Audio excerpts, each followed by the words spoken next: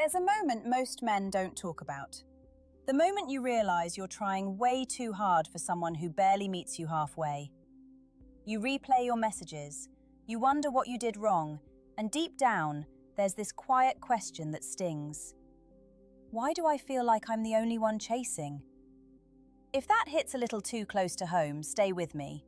And if you're someone who wants real clarity about relationships, not sugar-coated advice, go ahead and like the video and subscribe.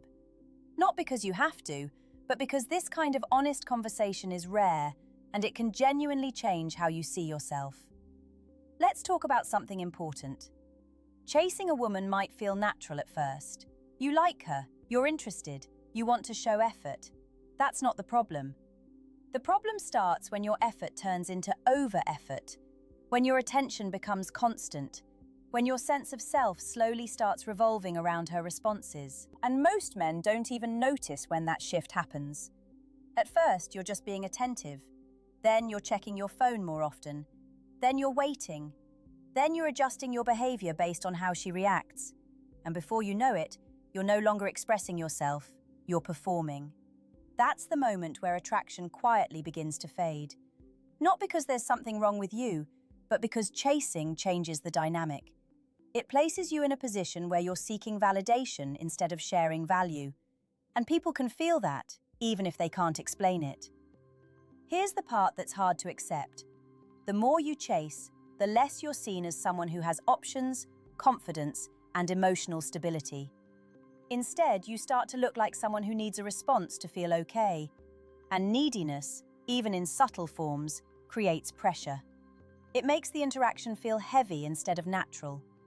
A healthy connection doesn't grow from pressure, it grows from mutual curiosity. From space. From two people choosing each other, not one person trying to convince the other. But when you're chasing, you're not really choosing anymore. You're trying to be chosen. And that shift is everything. Because the truth is, the right kind of attraction doesn't require you to constantly prove yourself. It doesn't require you to overthink every message or analyze every pause. It feels balanced. It feels calm. It feels like you're both showing up, not just you. So before we even get into the deeper reasons why chasing doesn't work, I want you to ask yourself something simple. Are you showing interest, or are you trying to earn attention?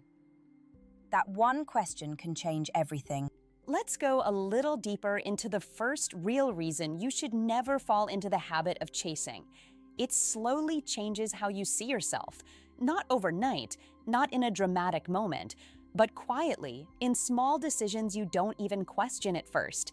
You start adjusting your time, your energy, your priorities around someone who hasn't fully matched your level of effort. And the more you do that, the more your mind starts learning a subtle message. Her attention is more valuable than my self-respect. Most men don't consciously think that, but their behavior starts reflecting it.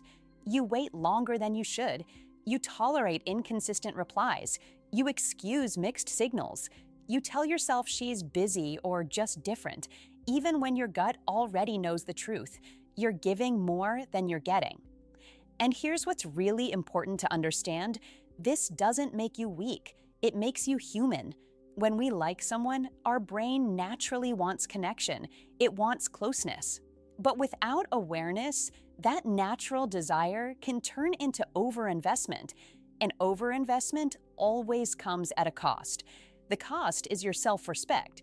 Not in a dramatic, obvious way, but in the quiet way you start accepting less than what you actually deserve. The way you start shrinking your expectations just to keep the connection alive. The way you start hoping instead of observing. And hope, when it replaces clarity, becomes dangerous in relationships. Because now you're not seeing things as they are, you're seeing them as you want them to be. From a psychological perspective, this is where attachment becomes imbalanced. One person becomes the pursuer, the other becomes the responder. And once that pattern sets in, it's very hard to create real emotional equality. And without equality, attraction doesn't grow, it weakens.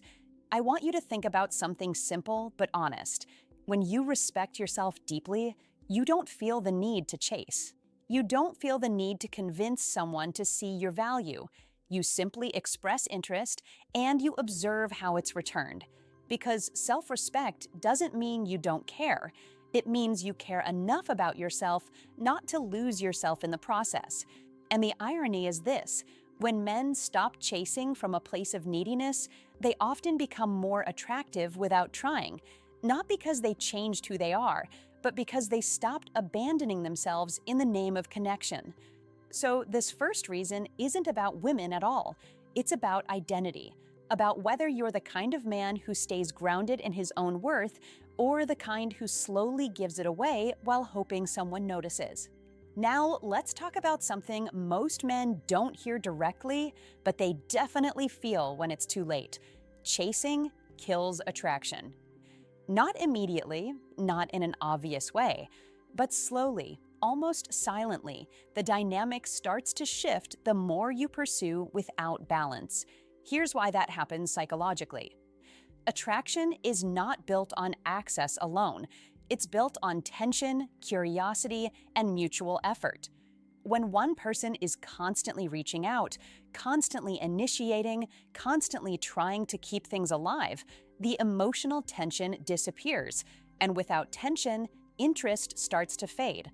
Think of it like this: if something is always available, always predictable, always there, the mind stops valuing it the same way. This isn't cruelty, it's how human attention works. But when you're chasing, you unintentionally remove that space. You're always present, always available, always responding. And at first, it might feel like dedication, but over time, it starts to feel one-sided. And one-sided energy is not attractive, it's draining. There's another layer here that's even more important. When you chase, you start over-explaining yourself. You start trying to fix the connection. You start sending extra messages to make sure she understands you, likes you, remembers you. But here's the truth most men don't realize. Clarity is attractive, but over-explaining is not. Confidence doesn't need repetition. Interest doesn't need pressure. And genuine connection doesn't require constant maintenance from one side. When a woman is truly interested, you will feel it in her energy. She makes space for you. She responds with intention. She contributes to the flow. You don't have to drag the conversation forward. But when you're chasing, you become the engine of the entire interaction. And that imbalance is what slowly shifts perception. You go from being someone she's naturally drawn to someone who feels like they're trying to stay noticed. And no matter how kind, successful, or well-intentioned you are, that dynamic reduces attraction over time. There's also something deeper happening internally when you chase. You begin to monitor her behavior too closely. A late reply feels like rejection. A short message feels like disinterest. A change in tone feels like danger. So now your emotional state is no longer stable. It's dependent on her responses. And that dependence changes how you show up. You become less grounded, less relaxed, less yourself. And ironically, the more you try to get closer, the more you lose the very qualities that create attraction in the first place. So the second reason is simple but powerful. Chasing doesn't just fail to create attraction, it actively destroys the conditions that attraction needs to grow. So once you see that clearly, you start to realize something important. The goal was never to pursue harder. The goal was to stay grounded enough not to lose yourself in the pursuit. Let's talk about a third reason. And this one is the one that usually hits men the hardest once they finally experience it for themselves. Chasing puts you in the wrong emotional position from the start. When you're the one constantly pursuing, you're not observing reality anymore. You're trying to control it. You're trying to influence someone's feelings through effort, attention, or consistency. But feelings don't work that way. And deep down, most men already know this. They just hope they can be the exception. But attraction doesn't respond to pressure, it responds to presence. There's a huge difference between the two. Presence is when you show up grounded, calm, and secure in yourself. Pressure is when your energy is focused on getting a specific outcome from someone else. One feels natural, the other feels heavy, and people can sense that difference instantly, even if they can't explain it. When you chase, your emotional state becomes outcome dependent. You're no longer interacting freely, you're constantly evaluating. Did she reply? Did she sound interested? Did I say the right thing? Should I send another message? That mental loop pulls you out of the moment, and when you're not present, you stop being attractive in a natural way, because real attraction doesn't come from trying to win someone over. It comes from how comfortable you are in yourself while interacting. Here's something most men miss. The more you try to secure a connection, the more you unintentionally communicate insecurity. Not because you are insecure as a person, but because your behavior is signaling urgency. And urgency creates imbalance. Healthy connection feels like two people moving toward each other at the same pace. Chasing feels like one person running while the other is deciding whether to even stay in the same place. That imbalance always creates tension, but not the kind that builds attraction, the kind that creates emotional fatigue. And eventually, that fatigue shows up in how she responds. Slower replies, less enthusiasm, shorter conversations. Not always because she's intentionally pulling away, but because the dynamic itself feels off. This is where many men make things worse. They chase even harder, they text more, they try to fix the distance. But what they don't realize is this: you cannot fix imbalance by adding more of the same energy that created it. You can only reset it by stepping back into your own center. And when you do that, something interesting happens. The dynamic either corrects itself or it reveals the truth. Because chasing doesn't just affect attraction, it reveals clarity. It shows you who is genuinely interested and who was only engaging at a surface level. So this third reason is really about emotional positioning. Are you entering relationships as an equal or as someone trying to earn a place? Because the position you take at the beginning quietly shapes everything that follows.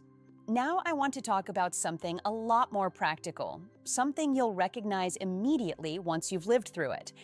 Chasing wastes your emotional energy on people who are not equally invested.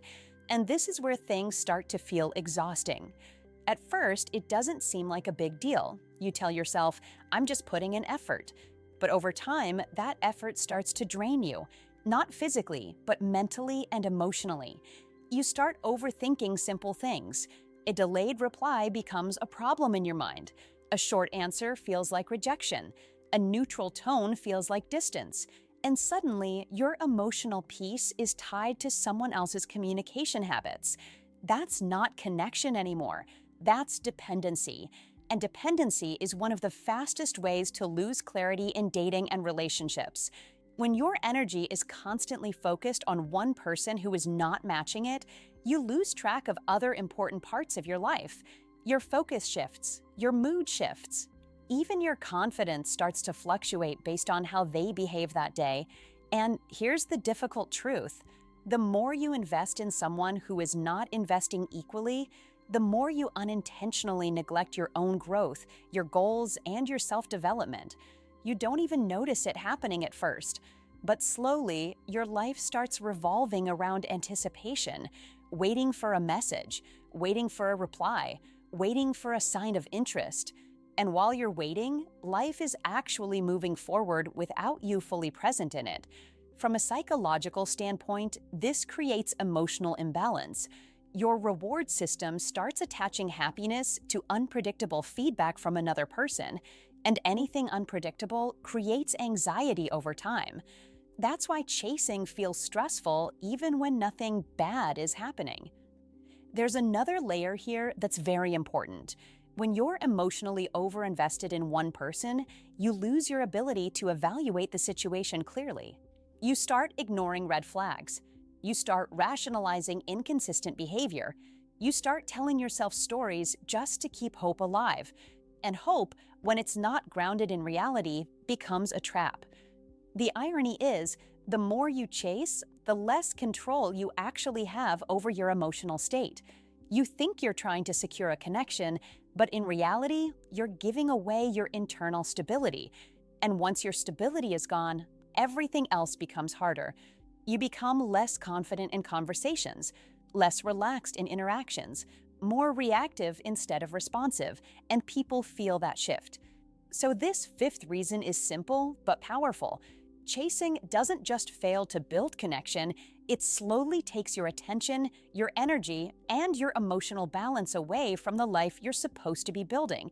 And once you see that clearly, you start to understand why self-control in dating isn't about playing games, it's about protecting your focus. So let's bring everything together in a way that actually makes sense in real life. Because the goal here was never to tell you don't care or don't show interest. That would be unrealistic. You're human. You feel things. You get attracted to people. That's normal.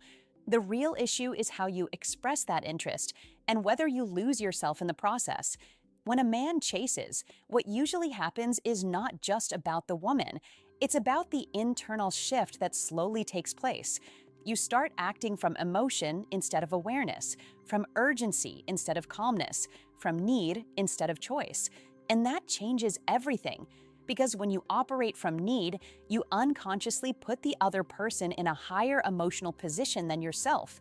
You start treating their attention like something you have to earn, instead of something that should be mutual, if it's going to exist at all.